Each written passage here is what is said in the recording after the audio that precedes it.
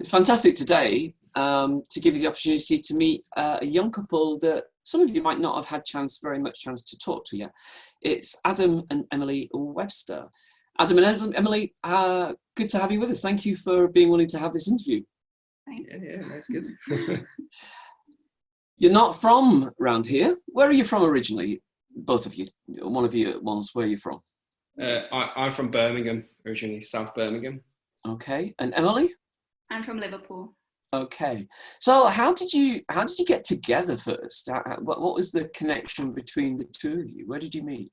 Well, it was a connection. It was Christian Connection, which is a Christian dating website. So yeah, we met on there. So crazily, we didn't have any sort of mutual connections before that, because the Christian world, everyone knows everyone, don't they? Yeah. So, but there was absolutely no link there. So yes, we met probably about 6 years ago. Yeah, about 5, 6 years ago. So fantastic. So that was good. Fantastic. And you're married? How long have you been married? Nearly 4 years. Nearly 4 years, yeah. 4 years in August. And you have a little one. Tell us about your little one. So we've got Evelyn. She's 18 months. She's the noisy ginger baby at church. Yes. We always know when Evelyn's with us, which is fantastic. So you've been married 4 years. Tell us about why you're in Salford. What brought you to Salford in the first place? Yeah, so I came here about nearly 10 years ago. 10 years ago this September. And I originally joined because I was doing a gap year with Oasis, and they had a hub up here in Salford. So I was based in their high school and did like their community work. And as part of that, I used to go down to London and train with the other interns. And so it was your kind of your classic Christian gap year. So it was your mission year for God, if you like. And made a lot of good friends from it. And it kind of set me on my path really in terms of wanting to do youth work as a career and ministry for a time as well. So so I moved up here and I've stayed ever since. So this was Oasis that was linked to Hope High School originally, and then went down to the academy on the Keys. Yeah, that's right. Yes. There's a whole number of folks in the church who would have connections with, particularly Hope High at the time. Yeah. So I was at it was Oasis when I joined, but I was there during the last year of the school being at its old site. Right. Before it got knocked down and then moved to Media City. Good. And Emily, what brought you to Salford? Adam. So it must have been that was a good meeting with Adam then, that he brought you to Salford. How much better, isn't it?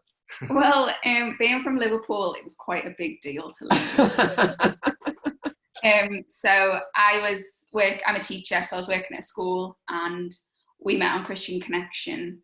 And with my job being a teacher, it's easier for me to move than Adam to have found a new job. So we always kind of knew from the start that it would be me moving. Okay. So I moved when we got married. So I've been here nearly 4 years now, and I got a job when I got here as well. Yeah. Where do you teach? So I teach at Lark Hill Primary School. And what's your age group you teach them? I teach year 2, so they're 6 and 7. So. Okay. Do you like it? Do you enjoy teaching? I love it. Yeah, love it. Very, very hard work, tiring, stressful, but the kids are worth it, and I wouldn't want to do anything else, to be honest. So kind of stuck with it. Adam, what do you do now? Yes, so I work for a charity now. So I work for Greater Manchester Youth Network, or GMYN, as it's more commonly known now. So I do all their business development and all their sort of charity applications to foundations to get funding in, but also have quite a senior role in the charity itself in terms of just managing the day-to-day logistics of the charity, the running of it, the governance side of it. So it's a really exciting role. It's not face-to-face youth work anymore as such, but I felt I'd done my time in that, if you like, and I wanted to support charities really in terms of growth and sustainability. So I've been in this role just over 6 months now. So really exciting, really enjoying it. Do you feel like you've been stretched in this new role? Has this been a sort of a learning process? Absolutely, yeah. I feel like you know, in terms of joining the new role. So part of it was writing funding applications and stuff. So things like that I was doing in my previous role. So I was already quite experienced at that. But in terms of the wider charity governance and how to run a charity and develop a charity, I'm learning loads. So it's a really great opportunity. It's stretching me. It's an exciting new opportunity. So yeah, really enjoying it. Tell us about your journey to Christian faith. Either of you start, I don't really mind which, but what was it for you? How did you become Christians? I grew up in a Christian family. So my mum and dad became Christians in the late teens, and I've always been part of the church family. When I was in my teens, the church that I grew up in actually split and stopped meeting. So that was quite a significant point for me, because they split the week before I got baptised. So then we had to start a new church, and I wasn't really used to that. I'm quite a shy person, so I didn't really like getting to know lots of new people. I found that really overwhelming. So that was a bit of a tough time, but probably where I really took on my own faith, or what I wanted it, rather than I just go to my familiar place every Sunday and I know everyone. I got baptised when I was 15. And then when I went to uni, kind of found my own new church that was mine and felt a bit more secure with and things. Yeah. How about you, Adam? Yeah, so I'm not from a Christian family or Christian background originally. So I became Christian when I was about 16.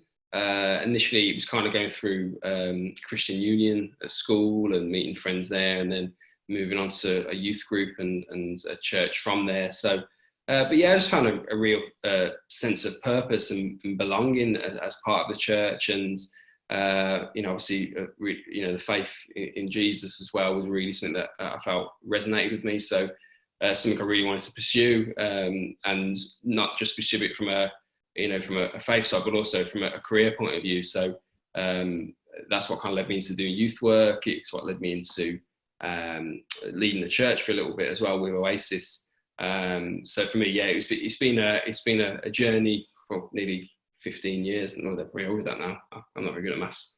Yeah, been a while. We'll believe you. yeah, absolutely. So yes, that's how I kind of got into it, really, and just things like doing spring harvest and working on team there, and obviously building new relationships there with friends and getting to experience a lot of exciting opportunities as part of that, and learning a lot about God and faith as well within that. So yeah, that's great. We're really pleased that you've joined our church, and Adam, you've been playing the bass for a while, which you're almost too cheerful to be a bass player, I think. I mean, generally bass players are not that cheerful. I mean, I know that other bass players now in the church will hate me, but I think that's good. But we're pleased that you've been part of this. And a couple of weeks ago, something happened in church when your mum and dad came, Emily, that was really quite weird and made me doubly glad that you're part of the church.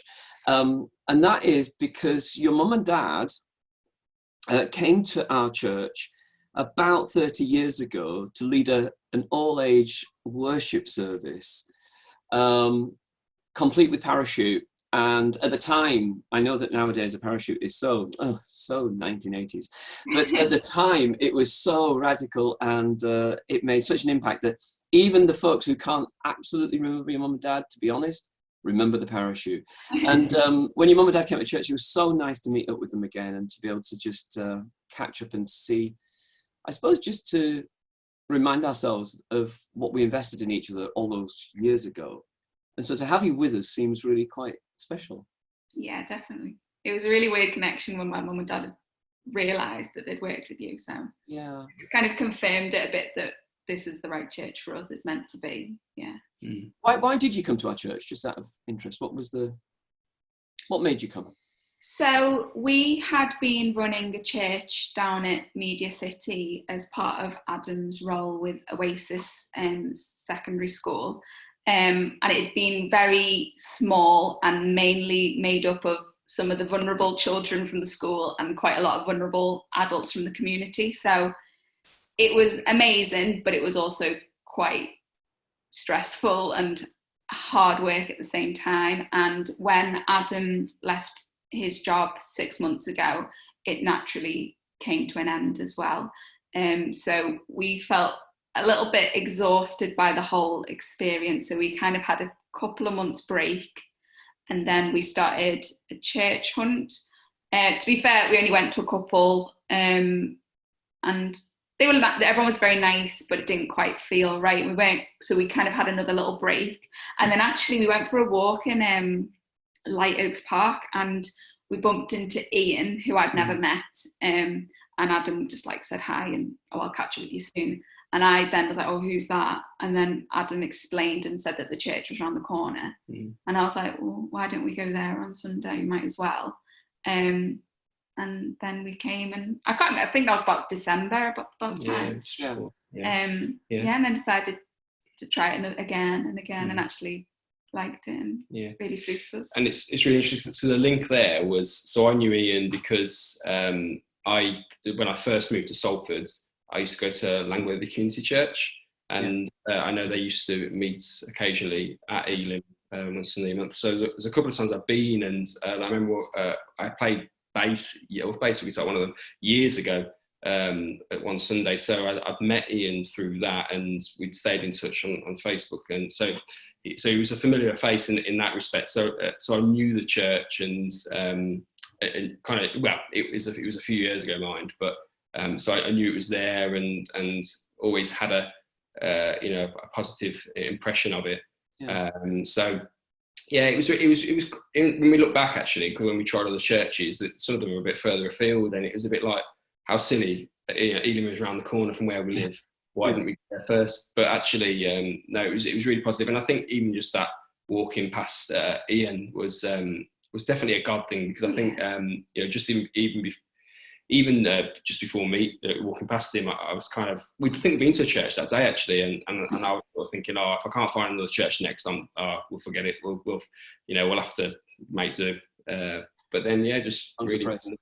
Yeah, absolutely. Yeah, but we send Ian out into the park just looking for lost worshippers. It's our strategy. Absolutely. So no, it was nice. I get a God moment, if you like, I would say, and those moments are nice when they come up, and you realise there's a nice link there, and there's a purpose behind it. So it was positive. Well, as I said, we're really delighted you're part of us, and we want to, hope that as your relationships grow and we know each other better, and you continue to minister us, but that also we would be able to continue to serve you well. Last question for you both. You've got the map above your heads there. No one's going anywhere for a good little while yet, but if I'm going to ask, you can choose which ones want to answer this, but if you could go anywhere in the world today, where would you go? And where's the best place you've been? One each. Where should we go? I don't know. The best place I've been is New Zealand, but I don't know. Good call. Yeah, good call. So Adam, if you could go anywhere, where would you go? I've never been to America, but I want to do a full-on road trip across America. So I want to drive from New York all the way to LA, and even cross over the Mexican border. I think that'd be quite. Okay, so you're going to be gone for quite some time. Yeah, absolutely, but he's going on his own, because I'm car sick, so I do not. It's quite fun to do that. I think. I've got good news and bad news. We've got a road trip. With Quelled. Listen. Thanks ever so much, folks, and we look forward to seeing you virtually again, but in flesh one day soon, hopefully. Yeah, absolutely. All right. Bless you. And you. Thank you.